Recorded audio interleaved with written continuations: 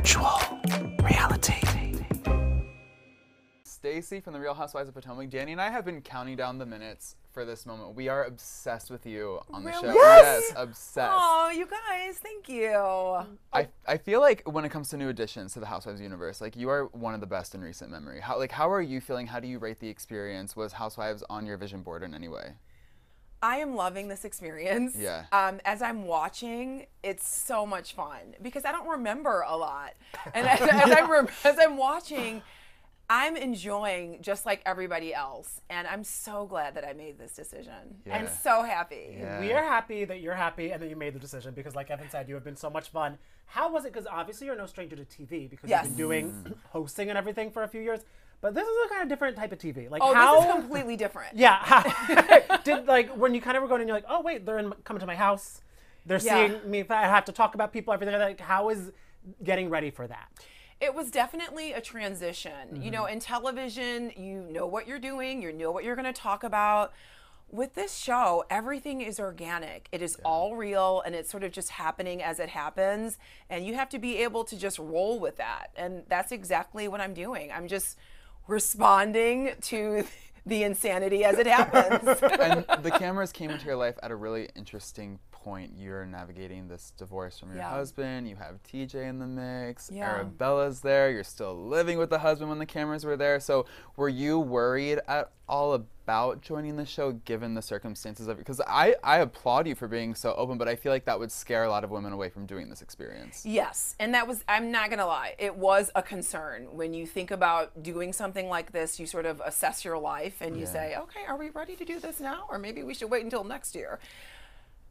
I thought to myself, I have to be able to connect to so many women who are going through the exact same experience that I'm going through. Married for 16 years, you think you're going to be married forever, and then you realize that you aren't. And now I'm a single mom. This is such a big transition for me, but it's also a transition that many women are going through. And I thought to myself, why not share that and just be real and share my life, hoping that someone else will see themselves in me. And also with the group of the women that I'm with, like they've all had similar experiences. We have women who have been divorced. We have mothers. We have women with husbands and boyfriends. I mean, we got a lot going on, right? So I was like, I'll be in good company while I go through this crazy change in my life. Yeah. That's good. And also the company you're in, like you said, a lot of the women on the cast have been going through it as well. A lot of their divorces have been drawn out. Do you think, are you hoping to wrap things up a little bit faster than Ashley and now Mia? Like, do you kind of want it? You know, I'm a little different in that I'm not looking forward to being divorced. Being divorced is not something where I'm like, let's have a party, woohoo, single again. I loved my husband. I love my family. I love my life. And it's a big change for me. But I am excited about moving forward.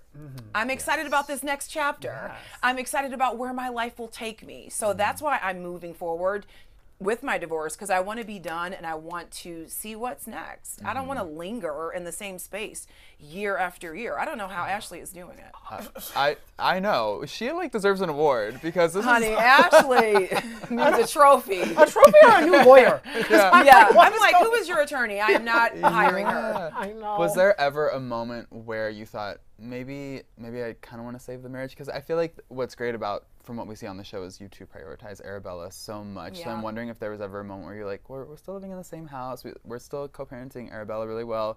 Let's just make it work. Or were you kind of just like, I'm done? Well, when I started the show, we had been separated for a long time. Yeah. So we had already come to the conclusion that our marriage was ending. Okay. But, you know, it does feel, you know, you get into the routine, it's easy, someone knows you. Like, I get what you're saying, but we had already made that decision. And we're still prioritizing Arabella, right? Like, she's happy. I'm going through an amicable transition as we come to the conclusion of our marriage. Like, everything is good. I'm not complaining at all. It's really I'm really, really blessed in that way. Okay. And do you feel there would be a moment, like, are you, because of having, like, do you think you could ever get to a place of, like, a down the line double date situation? With who? Well, I mean, if with your ex, you and TJ, your what are ex, you talking about? and does he still have many girlfriends? Because remember, No, I am not. Oh, now, I said that it was amicable. I didn't say it was. We're not going that far. Okay. No, we are not double dating. Ew. Have they met each other? No. Okay. And no, double dating. I'm not that progressive. I do love, though, that you are showcasing the relationship with TJ on the show. Yeah, isn't he great? He's great, and he's a handsome guy. I know. Which probably makes things difficult for you because we're not taking full advantage of his handsomeness, which obviously has been such a big talking point about you and your relationship with TJ on the show. Yeah. Are you... I'm hearing what the streets are saying. Yeah. I know what you're saying, everybody. I know. And what do you say to what they're saying? I don't care. I have a wonderful man that loves me. Yeah. He's one of the best people that I know, okay? And he supports me, and I love him dearly, and you cannot shake that. And we're grounded in our faith. Like, God is on our side. Yeah. Nothing else matters. Did you expect, I mean, of course, you never really know what to expect while you're going through divorce, but did you have a moment where you were like, oh, I'm going to be single for a while, I don't know how I'm going to get back out there, and then this guy comes into your life almost at like a perfect timing? I think it was sort of imperfect timing. Oh, that's true. Because I'm like, oh my goodness, why couldn't I have met him like when I was completely divorced and we could have, you know, maybe dated in a more traditional way. But, you know, I believe in divine timing. This is when we have come into each other's lives, and it is what it is. I can't change that. Yeah. You know? Yeah. It's like, what can you do? Right. Besides be respectful of your family and navigate things the best way that you can. And that's what I'm trying to do. And working out. And working out. and going to the zoo. Yes, exactly. We love the zoo and we love the gym. Okay, let me tell you. What does the zoo do for you? Because working out, I understand. With the zoo, I was like, wait, what do you do at the zoo? Oh my goodness, you look at all the animals. And don't you love animals? I love animals. And the DC zoo is so nice. The DC zoo is amazing. And it's free. It's part of the Smithsonian group. Come on. But Boo at the zoo. There's so many activities. It's a nice date, but how does it scratch that itch? What itch? Okay. It's so funny. You talking about the animal? You're back to QVC. This back scratcher. You know, and we okay, in terms of the itch, you get that out at the gym. You work it out, you sweat together. Yeah. You know, what was it like together? You meet this guy TJ as you're going through a divorce. You're like, this guy is amazing, so into him, love him so much, and then he drops the bomb on you. Like, by the way, I don't really want to like get physical for right now. Was it kind of like a moment of like, oh my God, were you a little disappointed, or you were like, I understand? No, it wasn't like a bomb. Okay. I know that like it sounds like he said to me, I want to be celibate and I don't want to sleep with you. That wasn't the conversation that we had. As we were getting to know each other and we were talking about our belief in God and our strong faith as Christians, he was saying that, you know, I've redevoted myself to Christ and I want to find my wife and I really want to be intimate with my wife. And I was like, wow, okay.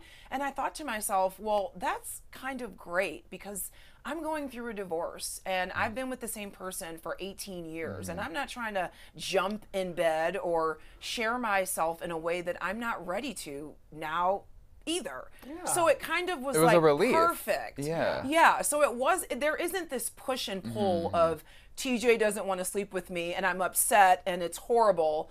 It was us understanding that where we are in life is actually in the same place for different reasons, right? And it was like, well, wow, this is great. We don't have to worry about that. We're genuinely enjoying each other and having the time of our lives, and we don't have to worry about all that. It will be there. We are young. Well, yeah, exactly. Okay? When it's time, we'll be okay. Yes, you'll be fine. We'll be fine. I love that.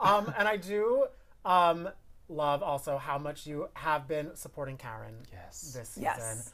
Even this past week. I love because it came up when you were talking about your faith this week. She even said she's God's baby to Jacqueline. How was, because where we left off was you kind of taking the information to Karen that Mia and Jacqueline want to take her to rehab. Because that's what friends do. But again, if somebody came to you and told you something major, life-changing, talking about going to rehab, about your friend, Are you going to be like, I'm not going to say anything. I'm going to see how this plays out. You're going to be like, what's up? Are you okay? What is going on? No. Oh my goodness. That's what real friends do. That's right. No, and I lot. The internet did support. I don't know if you saw this. The internet was kind of happy that you helped Ashley Darby out a little bit because she was like, I don't want a part of that. And when you took the information to Karen, you said it was me and Jacqueline because Ashley wasn't saying that. Yeah, they were leading the charge. Yeah, they were definitely leading the charge. But I went straight to Karen because I was concerned. Yeah. You know? You're very communicative. We also see in the trailer that you tell Mia that Karen doesn't think she's very Potomac. Yeah, because that's what she said. Okay, what did you make of that comment from Miss Karen, and do you agree? Because Mia also had things to say about you, calling you boring, and which I thought was an interesting assessment, one that I don't really agree with. But when it comes to the Karen stuff, her not being Potomac, where did that come from? You know, I think Mia is definitely different in terms of the type of women that we would associate with Potomac. Yes, indeed. But I'm also very different than the women that you would associate, you know, being in this group of friends, right? We can't hate on people because they're different or they're unusual or, you know, a breath of fresh air, right? So I get why Karen would say that. And she's entitled to her opinion. I was just relaying the message. Ooh, you were just doing. You were being the news anchor. Yeah, I was like doing my work tonight at 6. Live in Potomac. Well, speaking of Mia, she has said in recent interviews that she doesn't think that Karen has taken accountability for the DUI situation. You, like Danny was mentioning, you've been such a supporter of Karen. Do you think that by the end of the season you felt like she took accountability, or where do you stand there? I think that we will see where she turns out. But listen, if there's one thing about Karen Huger that I know, is that she is amazing. Yes. At times delusional, but also incredibly resilient. And she stands in her truth. And I think that we will see that as the season progresses. Oh. Okay? We know that about Karen. I like that. And I like, because getting back to how much you support Karen, who do you think on the cast, who supports you the most? Because I feel Stacey needs a girl on her. Like, yeah. Who do you think supports me the most? It felt like it was Ashley for a second when we saw y'all going on that nice little walk. You guys were I was like, oh, this is going to be. And then the boat threw me off. Well, no, what threw you off was her trying to tell my story and telling my experience and my relationship about TJ to the group. That's where she fell off. Okay. Right? And did we... And we corrected. We course-corrected. Okay. Good. And listen, Ashley, messy Ashley Darby is many things as well, just like I said about Karen. But Ashley also is really, really sweet. And Ashley, you know, after we would have very long days where I would, you know, leave the girls at the end of the day and be like, oh my Lord, I need 3 glasses of champagne and an eye mask and a bath immediately. What just happened? Ashley was the person texting me and saying, hey, I know it was a lot. Are you okay, girl? Aww. So Ashley is a girl's girl. She's really sweet. So as much as I talk about Ashley being messy and all about her bunions, Ashley is a real sweet girl and a girl's girl, and I appreciate her. And she's a fantastic mother. And beautiful from the ankles up. The ankles up. That was so quick. That was so good. You were made for this. Seriously, Stacey, thank you so much for taking the time. Thank you so much, you guys. I appreciate you.